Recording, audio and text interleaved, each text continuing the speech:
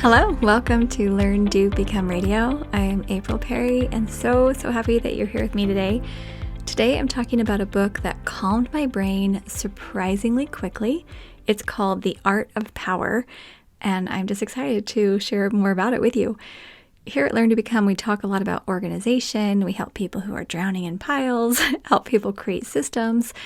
But I think when you have some really good books that can give you amazing new thought processes or perspectives and tools to use to manage some of the craziness of life, it just pairs perfectly with the program, the systems that we teach, so that we can be able to actually enjoy our lives, wake up excited, and go to bed content. We all kind of know that what happens inside our minds and hearts makes an impact on how we feel and the quality of the life that we live. But I want to share some really specific ways that this book, The Art of Power by Thich Nhat Hanh, he's a Buddhist Zen master, I want to share how it really helped me, because it's not just like, oh, he said breathe and be present. It's more than that. It's actually some kind of solid symbols, images, stories, perspectives that have made such an impact on me. It was so funny because I read the book, months ago, and then I went and picked it up again a couple weeks ago, and I said, oh my goodness, Eric, when I first read this book, I was taking all these notes because they felt like new ideas to me. And now when I go back and read, I feel like these things have become a part of me, and it's really changed the way that I'm thinking. So that's why I'm so excited to share it with you. So we'll walk through each of these ideas, and then I think that you'll be just as surprised as I was, or maybe not. Maybe you already know all these things and it's just new to me, but hopefully you will be thrilled at how quickly your brain and body calms down as you put these things into action. Now, this very quick backstory. I didn't know that it was called anxiety, but I essentially have been an anxious person since I was like 9 years old. It probably sounds crazy, but I was really young when I started feeling nervous about things and getting kind of stressed and feeling like I needed to be very type A, 100%, perfectionism, worries, things like that.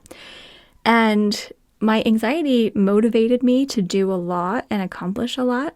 Like, I got a lot of awards. I was in school plays. I did a lot of leadership and earned scholarships and things like that.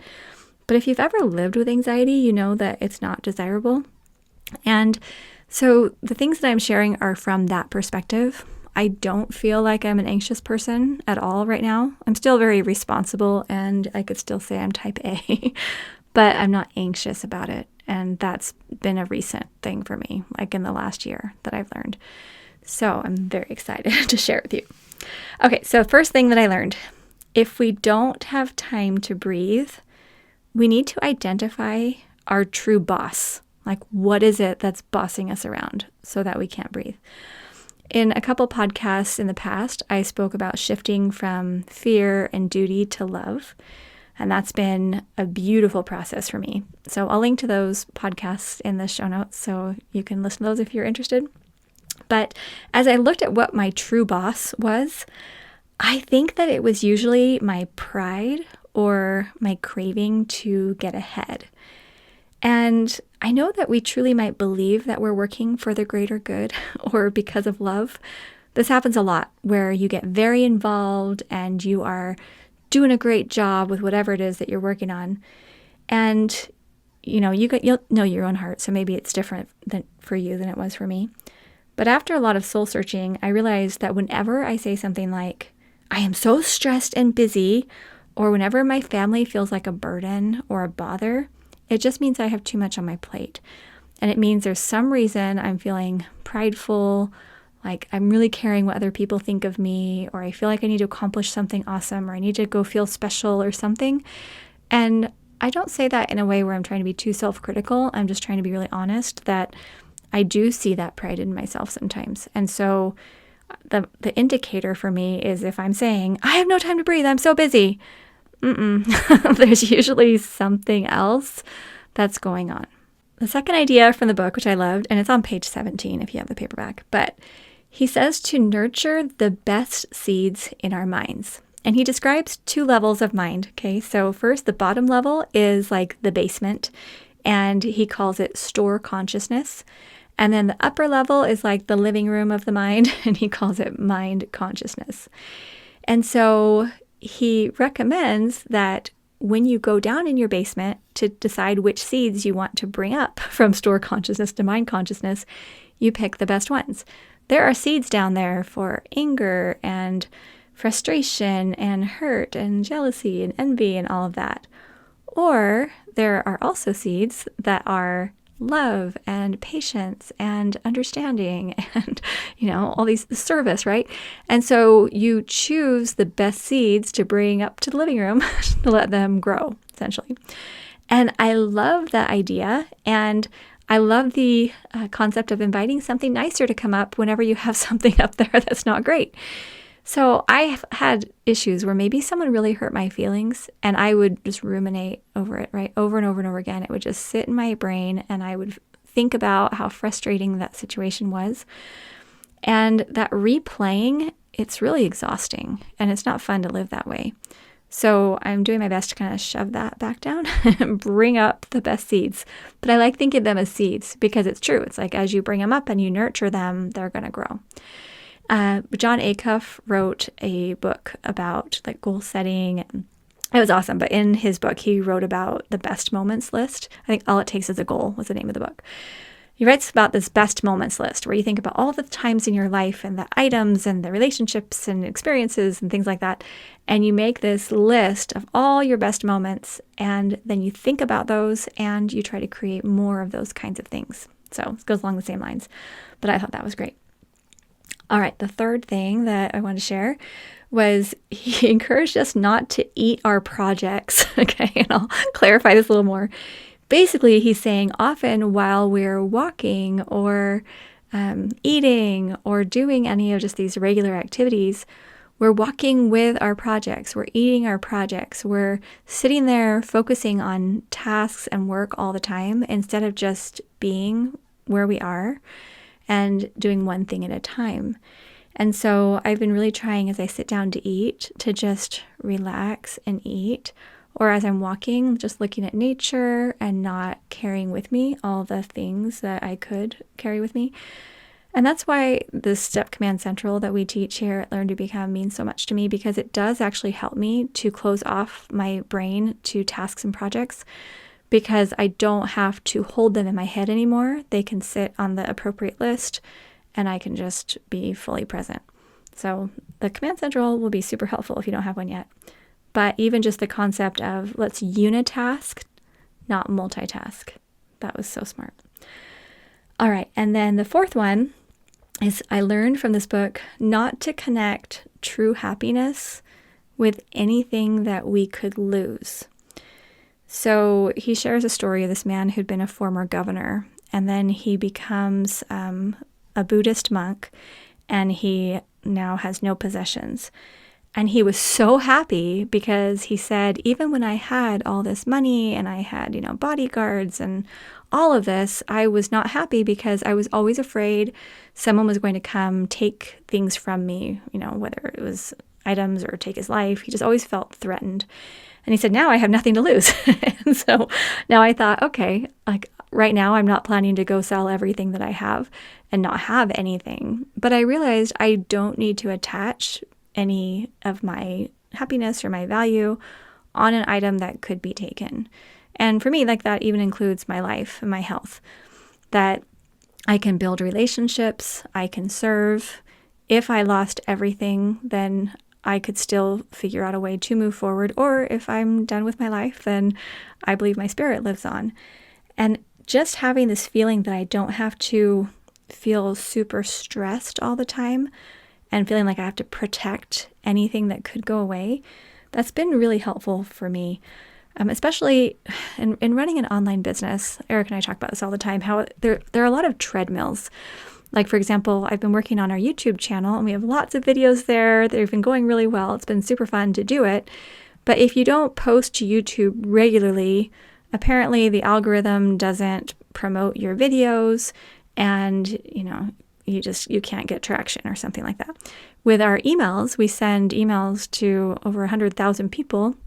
And if I don't send an email every week, or, very often, then we actually can't send emails to those people anymore because we'll get flagged as being spam if there isn't high engagement. So sometimes it feels like a lot where it's like, okay, we've got to make sure we're always on social media, posting to YouTube, sending out emails, updating ads. Like there's just a lot that needs to be done over and over and over again. There's a lot of routines. And I used to feel a lot of fear, like, oh, I better send an email or I'm going to lose it, right? Now we still send things regularly and we're creating systems, so it's not stressful or anything like that. And that's where I've made that shift. So it's not fear and duty, but more just love now. So I love what we're doing and our systems are working great. But what I found is that I'm not sending because I'm afraid I'm going to lose email addresses. Now it's like, if we have to remove someone's email address, then they could sign up again if they want. Like it's going to be fine. It's taken that pressure off of me to feel like I have to hold on to everything so tight. And instead, I can focus on being wise with my stewardships, but not being so worried. And if you're familiar with Job from the Old Testament, whether you read the Bible or just have heard of the Bible, he had everything taken from him. Like he had boils on his skin, so his health was bad. All of his family died. His wealth, everything was just taken. He had nothing. And just in that story, you kind of learn, like, okay, was he going to curse God and die, or was he going to still be true? And regardless of your religious background or religious beliefs, I just like that concept of being able to be happy and at peace, even without all of the blessings and the things that we have currently. Okay, so anyway, that concept was super helpful to me. And then the final lesson that I learned was to get off the spiral of escalating consumption. And I love how this was phrased, and I love the feel of it, because each one of us gets to decide what that means for us. Maybe what you would consider to be escalating consumption is different than what your neighbor would think is escalating consumption. But I would personally prefer to live a very simple life and have more time and energy to serve living beings rather than having a whole lot of stuff and then needing to move it around or maintain it. I mean, Eric and I had even talked about, wouldn't it be fun if we had a little getaway cabin or a little vacation place and we could go visit it sometimes. And the more I think about it, I just kept saying, Eric, even though it would be nice, could we just rent a VRBO or an Airbnb, once a year, twice a year, even 4 times a year, rather than have a place that we need to insure and maintain and clean and think about? I just don't want to be thinking about a lot of things. And so I find when I go to the store, I just am not tempted to buy things. Like I very rarely buy anything that isn't just a consumable, because I don't want another pair of shoes. I don't want a bunch more clothes. I don't want more furniture. I mean, I did buy a bunch of houseplants because those are living and they have made a huge difference. My house is covered in plants. Eric said, will you please stop coming home with plants? Anyway, I love them. I finally don't kill them anymore, and it's been amazing. But just learning that I don't have to keep buying is incredibly helpful. Because, everything that we buy and every activity or responsibility we accept, so this includes physical and just, time-related items, everything that we accept into our life is going to require some energy moving forward. And sometimes it is worth it. Like my plants, I believe, are worth it. Our dog, I believe she is worth it. Of course, our family and relationships and those kinds of things are the most important. But getting a bunch more stuff to hang on my walls or to decorate or just, to have more of something, for me, it's personally not worth it. So just something to think about. And then maybe a question to just ask as you're getting ready to buy something is, do I crave being admired or envied? Or do I crave being available to serve living beings? And sometimes there won't be a connection. It's like, hey, I just want to buy this thing. Great. I'm not here to tell you what you can buy or can't buy. But I do think that question, am I craving being admired or envied? A lot of times that's at the root. I want people to think this about me or whatever. So anyway, that's kind of a peek into my mind and the things I'm learning here.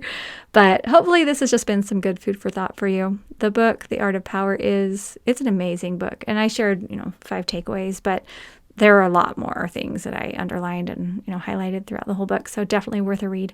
And if you want to find out more about books that we recommend, come to the show notes page. We'll have a link where we can just give you all our favorite books that we've put together.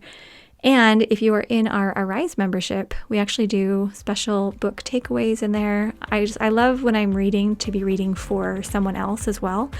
So we've got excellent book takeaways inside Arise, and you can learn more about that at learndobecome.com/arise. Okay, hope you have an amazing week, and we'll see you soon at learndobecome.com.